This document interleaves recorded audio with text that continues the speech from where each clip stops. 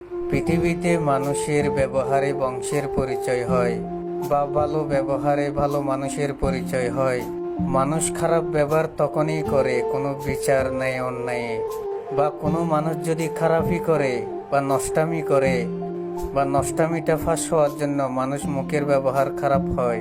তাই সেখানে খারাপ ভাষায় কথা বললে মানুষটার খারাপ হয়ে যায় না। সেটা হচ্ছে মানুষের খারাপই নষ্টামির কথা নেই অন্যায়। তাই মানুষের মুখের ভাষা খারাপ হলে মানুষ খারাপ হয়ে যায় না।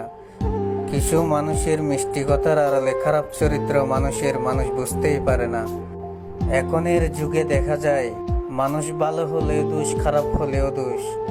একটা মানুষ যদি ভালো হয়, গুণী জ্ঞানী হয়, গুণী জ্ঞানী কথা যদি বলে, তাহলে প্রতিহিংসুক মানুষেরা হিংসা করে বলে দোয়া তুলসী পাতা হয়েছে।